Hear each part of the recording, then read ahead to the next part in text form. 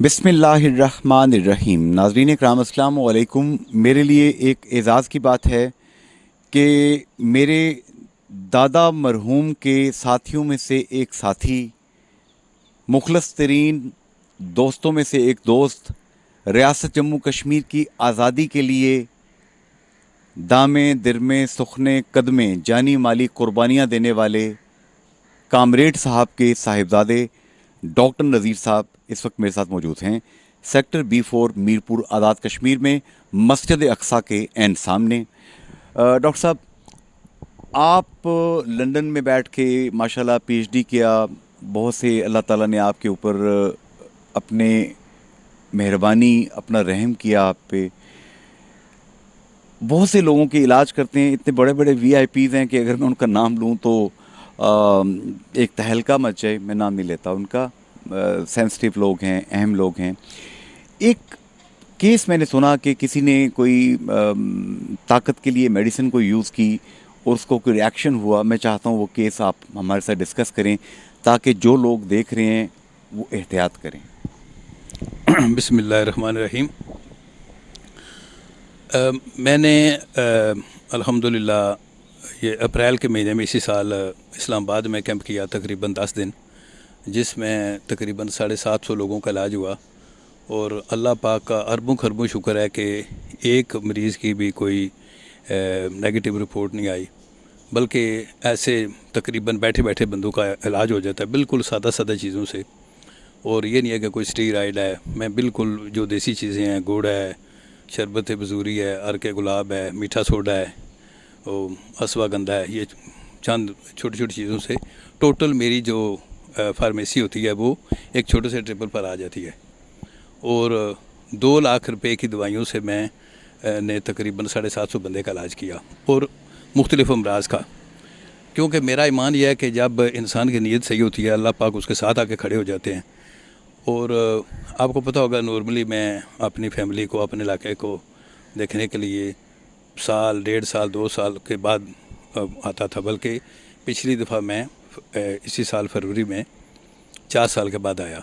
लेकिन अल्हम्दुलिल्लाह मैंने यहाँ मुख्तलिफ़ जगहों पर कैंप लगाए, मीरपुर में, ख़ास तौर पर इलाका खड़ी में, फिर मुज़फ़्फ़राबाद में, फिर मानसेरे में, इस्लामाबाद में। तो अल्हम्दुलिल्लाह इतनी मेरी वो हौसला अफजाई हुई लोगों का, वो सूरत हाल देख के जो जिनको आराम आया, कि मैंने अज़म किया कि मैं अब हर 2 महीने के बाद आऊँगा। तो अल्हम्दुलिल्लाह अभी मेरा ये चौथा फेरा है।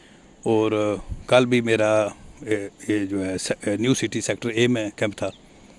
और एक कैंप होता है, एक मैं चलते फिरते मस्जिद में, गाड़ी में, जहाज़ में, वहाँ लोगों का मैं कैशो कैशो के नब्ज़ देखनी होती है, बंदे को मशवरा देना होता है। बंदा अल्हम्दुलिल्लाह अल्लाह पाक उसमें करम कर देते हैं। तो मैं उसमें वो आपने फरमाया कि कोई 1-2 वाक़या सुना दूँ, तो उसमें अल्लाह पाक ने ये फ़ज़ल व करम किया मेरे ऊपर कि पाकिस्तान के ऐसे ऐसे VIPs ने मुझसे इलाज कराया कि अगर मैं, पहली बात है मैं नाम प्राइवेसी की वजह से ले नहीं सकता, लेकिन लोगों तो किसी को यकीन नहीं आएगा कि बहुत ही हाई क्लास अल्हम्दुलिल्लाह। और वो VIPs भी नहीं चाहते कि उनका नाम लिया जाए।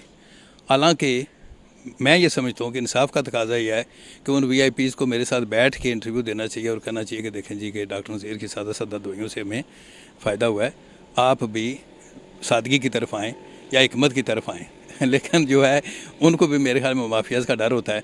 तो बहरहाल चले, वो एक अलग टॉपिक है। तो ये जो केस जो मैंने सुना था कि हमारे यहाँ थोड़ा लोगों के अंदर एक अजीब सा टैबू है कि ताकत कम हो गई है।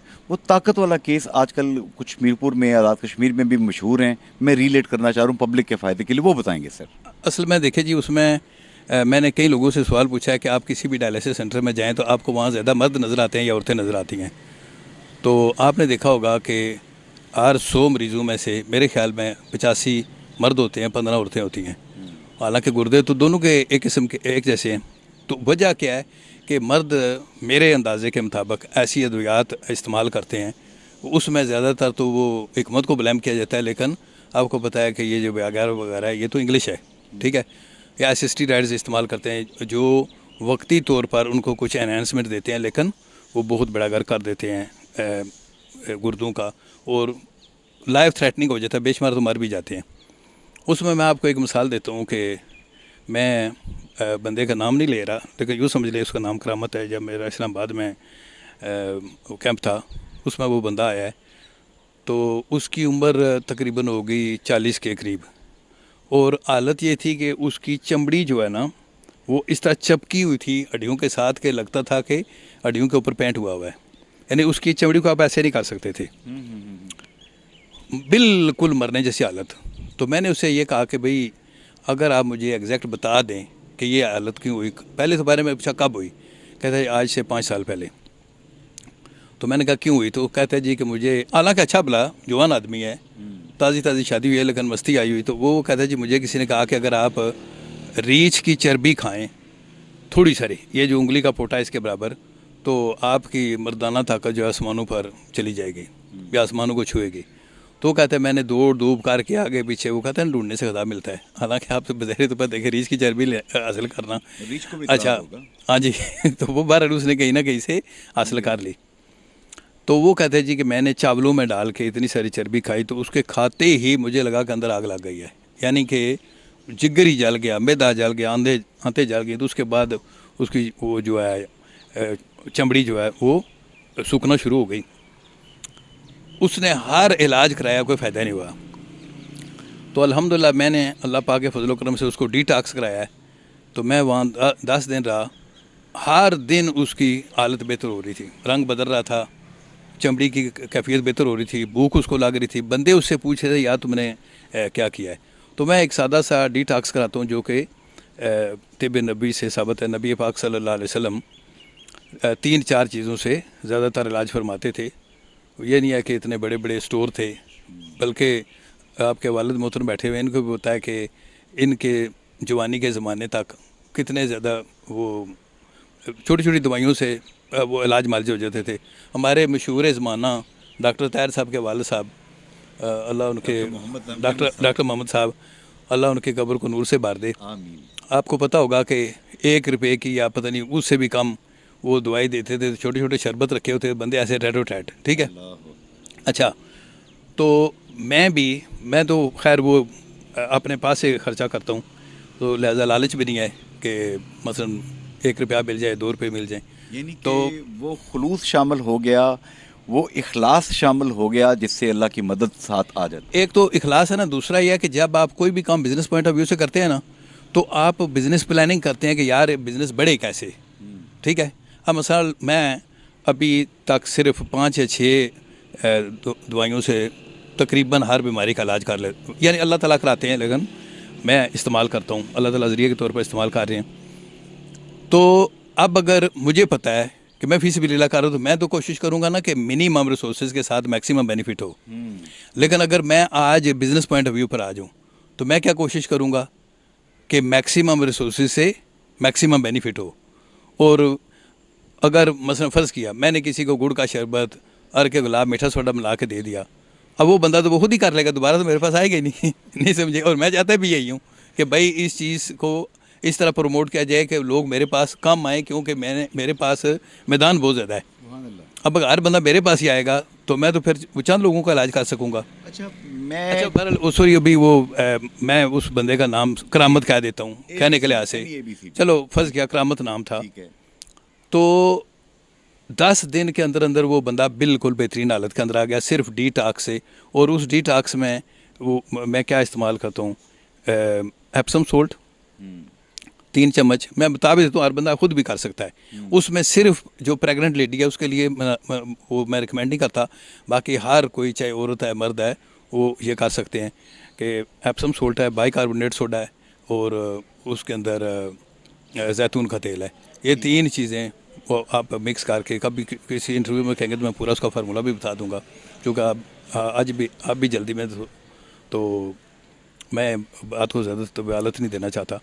तो इससे जिस्म से हर किस्म के जहरीले मादे निकल जाते हैं। तो मैं जैसे पहले अर्ज़ कहा था कि नबी पाक सल्लल्लाहु अलैहि वसल्लम के ज़माने से ये रिकमेंडेड इलाज है। आप सल्लम भी जुलाब के ज़रिए इलाज फरमाते थे, लेकिन आप सल्लम दो चीज़ों से जुलाब वो कराते थे। नंबर 1 ऊँटनी के ताज़ा दूध से, क्योंकि ऊँटनी का ताज़ा दूध जो ही पिया जाता है तो आधे पौने घंटे में मोशन शुरू हो जाते हैं।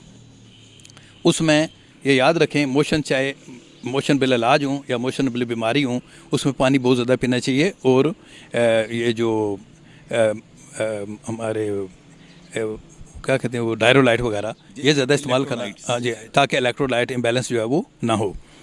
तो मैं यही रिकमेंड, पानी तो वैसे भी हर बंदे को ज़्यादा पीना चाहिए। मैंने कल भी एक जगह लेक्चर किया है, तो मैंने बताया जी कि अगर दुनिया में 100 बीमारियां हैं तो 95 बीमारियां पानी कम पीने की वजह से हैं। अच्छा, अब इस बंदे का आपने ये इलाज किया तो अब उसकी तबीयत कैसी है? क्या वो हयात है या अल्लाह पाक के पास है? नहीं, अल्हम्दुलिल्लाह वो करोड़ों गुना पहले से बेहतर है। माशाल्लाह। हाँ जी, ये अल्हम्दुलिल्लाह। ये एक स्टोरी छोटी सी मैंने आपके सामने रखी है। ऐसी हज़ारों स्टोरियां डॉक्टर नज़ीर साहब के पास मौजूद हैं। बेस्ट ट्यूटर्स लंदन, बहुत बड़ा इदारा, सदारती एडवाइज़र राय ओवरसीज़ बैरिस्टर सुल्तान महमूद चौधरी, जनाब चौधरी दिलपज़ीर साहब इनसे बहुत प्यार करते हैं। कश्मीर के हवाले से जो इनकी कमिटमेंट है, इनके अब्बा जो थे, वालिद मोहतरम जो थे, शदीद गुर्बत में कश्मीर के लिए उन्होंने क्या क्या नहीं किया।